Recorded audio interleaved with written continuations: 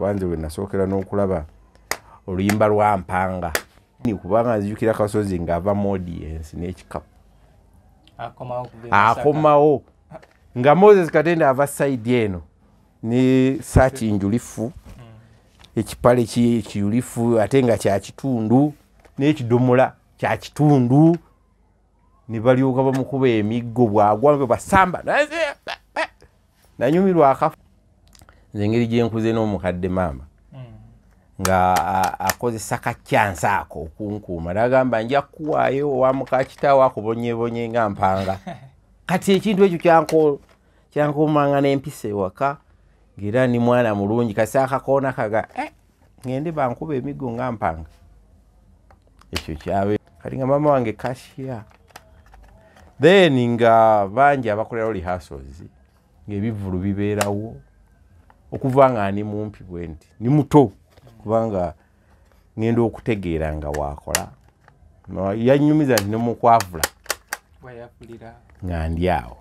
waliwo omwami omulema bambi Mungu amusaasire naye nkitegedde kati nti yali oyo baali bamuyita Hassan Mubiru Salongo Mubiru oyo omwami oyo nga bwajja ku stage ajjukira yali ayavula nga nange njavulirako era nga bakuba endulu omulema n'omwana we so ngenza okukula bwe nti ng'omulema oyo mwalimu bwayise nga balinawo okulufula we bakolera engatto we nava okwagala Kadongo bwe nzize enkula emirimu ne gimpamba nga budde era si kyabugendamu nnyo kuba ffe twagendanga terasi bwayisaawo eyo nayo yalimu nga Kadongo batutwala kuba bwayise yalimu ebicyakalwamu bingi kamu nga lihaso bazikolerawo n'emizannyo mingi twalabirangawo gampisi erinnya nze Suuna Sulaiman owa Kadongo kamu ebwayisaawo mu junction y'e Kawaala nze nafubikira Buulu Luyombo ebwayise omwami yali atema ennyama yalinga mukwano gwa Sebatta biseera biri era yamuyimbako ne mu luyimba lwe Nannyanzi nti bw'oba ombuusabuusa olaba Luyombo ebwayise kuba siri mutambuze naye era njulira mune waba amwagala mugula ayagala nnyo mugula essente entono naye atamanya nti tunoonyereza oba okumuteekawo bo bamusange mu byaddala bantu batono nnyo abalina etterekero lya music oyo kuba oli waliwo omuntu akubira essimu ng'ayagala luyimba naye ng'ali amanyimu ebigambo ebyo ebigambo bibiri ebyo gwe n'oyoza omutwe n'ogamba luyimba lwa gundi n'oteekamu n'ojjukira gwe mulawulira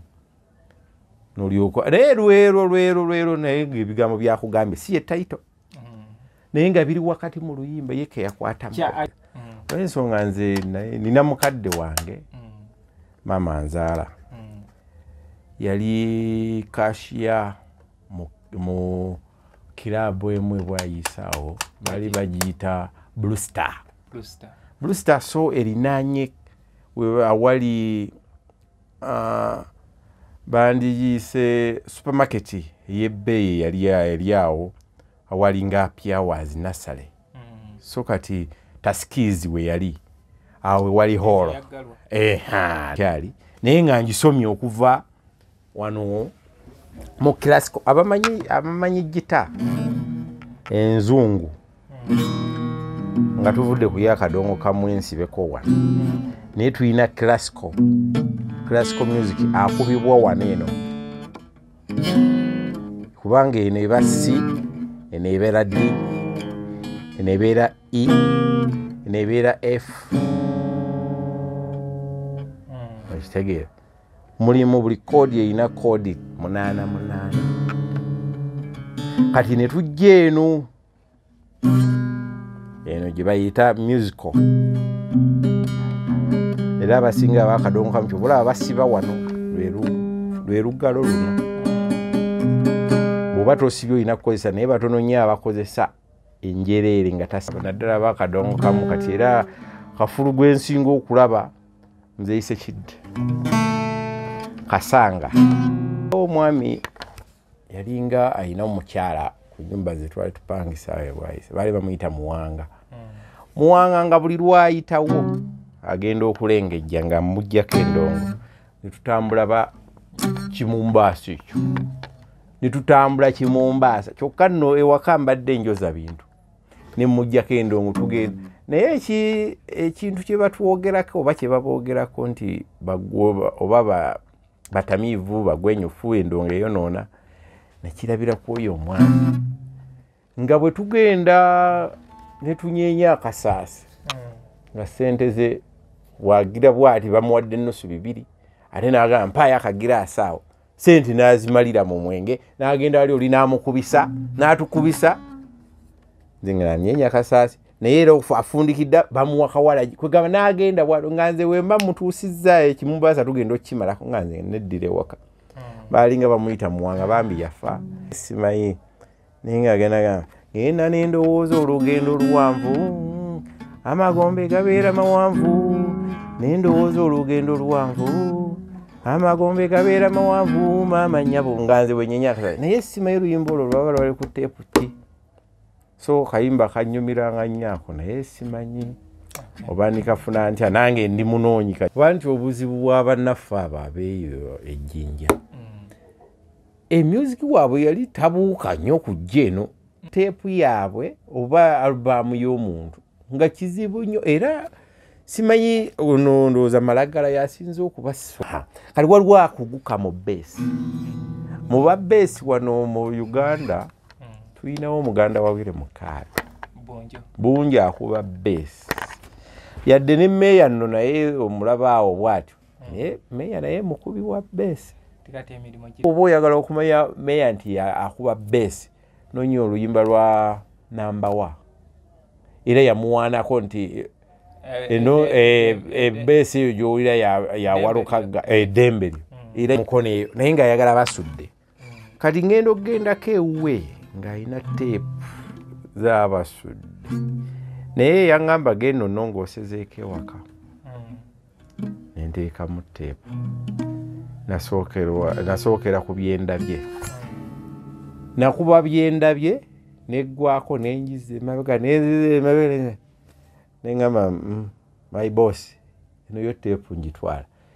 era teyamanya negye yalaga gye natandikirako okugula ennyimba z'abasudde zonna omulala omulungi oba gwe nali njagala ennyo Godfrey Kavuma oweebuzibazza Busujju omusajja oyo yali ankubira endongo biseera ebigaali nga 5 oli yaŋŋamba nti naye abamu ne bagamba nti ewaabwe oba nga bw'obimanyi ebyo ekiganda nti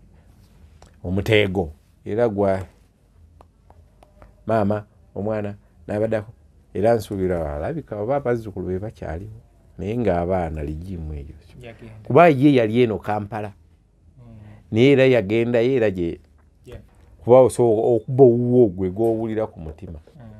naye omuntu kasaawulira ennyimba za Kavuma ezo amanya nti olina ennyimba zonna enkadde awo oluyimba olwo naluwulira dda naye walujja wa kiba kitegeeza olina n'ennyimba zenjagala olwo n'alyoka ajjayo abayimbi be bajjukira n'agamba noono omulina nti eyo bannaye nafiirwa dda naye kasente nga kangi nogakati akasente kangi munnange gwo teepu waziteekawo. Plan B Records ye studio yokka ekuwa ekiri ku mulembe. Oyagala ku recordinga luyimba ku Plan B Records turecordinga ennyimba ez'ekika kyonna nga raga, reggae, kadongo kamu, afrobeat, band music n'ebika bya music byonna eby'enjawulo.